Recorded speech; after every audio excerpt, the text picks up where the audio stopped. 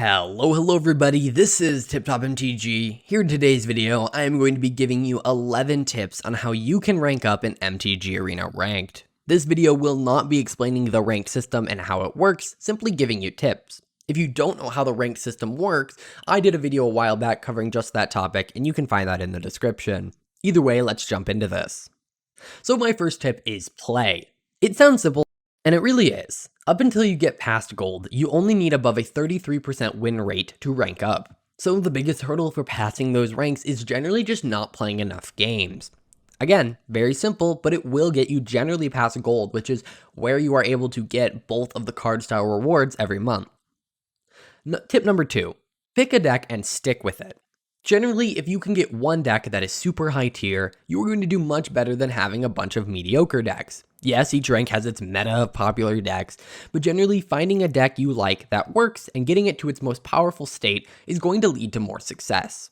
This also means you'll be saving resources, which can be used the next time a set comes out, or if your deck gets banned, or when rotation happens. By the way, if you don't know what rotation is, I did a video covering just that topic, and you can find that in the description below.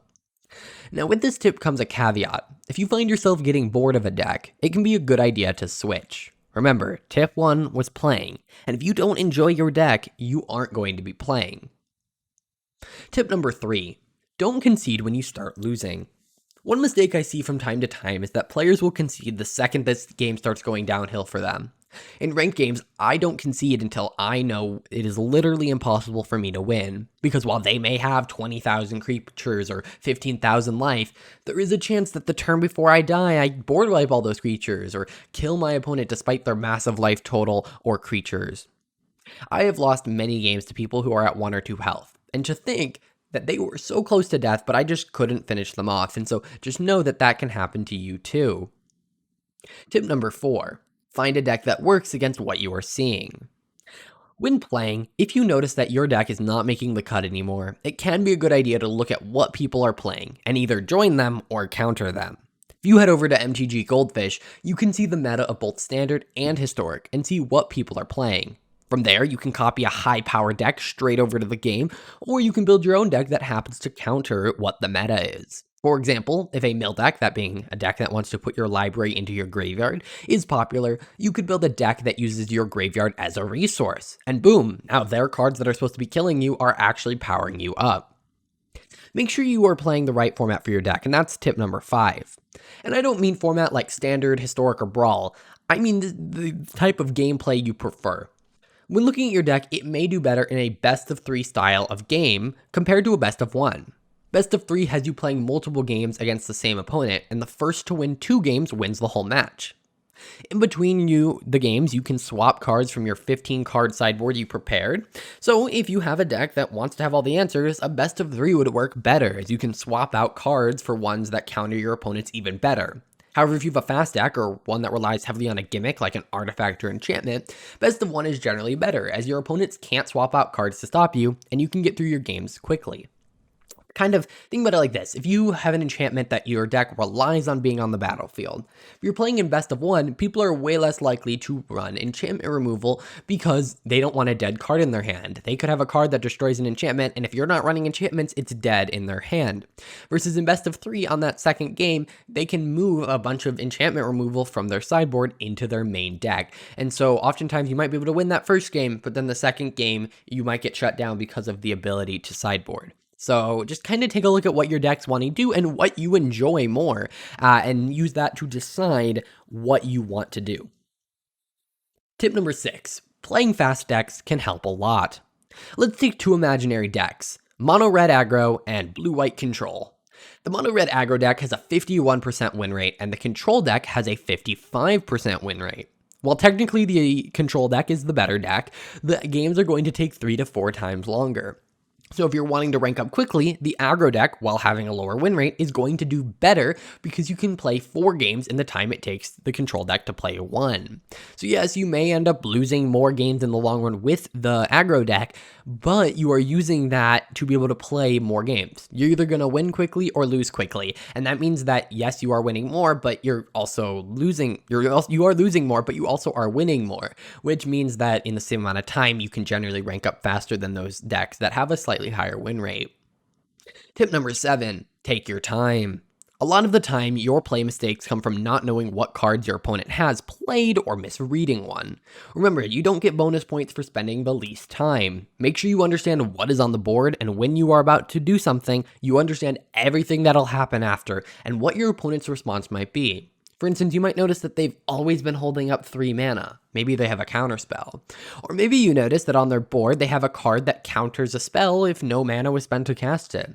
You need to make sure you're understanding all of the effects that are happening on the board. For instance, you might have a creature an opponent controls might have Ward 1, meaning that when you target it, you have to pay 1 extra mana, otherwise the spell gets countered.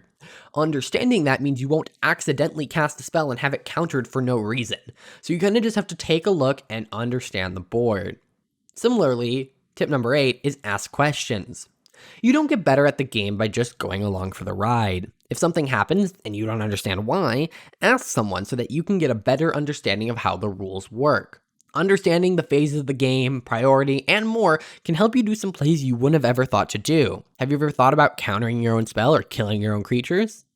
Well, I'm working on a series of guides like this one to help you learn more about Magic the Gathering's complex rules.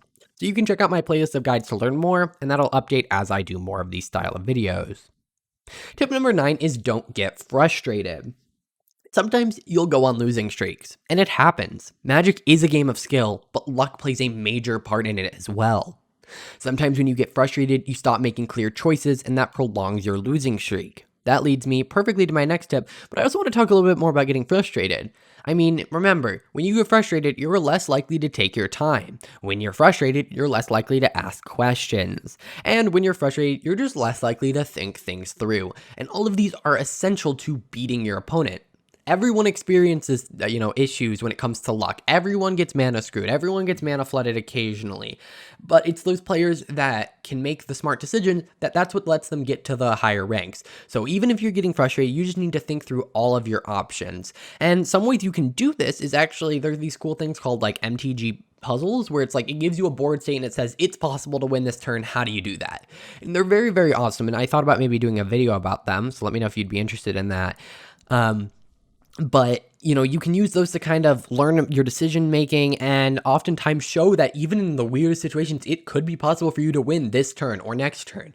And just understanding that, anything can happen, so you shouldn't get frustrated. Because when you get frustrated, you stop following the rest of the tips. It means you're not playing. It means you're not sticking with your deck because you're frustrated with it. It means you start conceding really early. It means that maybe your deck just isn't working, but you don't know because you're just getting frustrated and not playing well. You might, get frustrated and try switching up your format to a best of 3. It means that you might try to go to, a different deck. And so you're kind of countering all of the tips I've given you in this video by getting frustrated. So just making sure that you're not doing that is really important.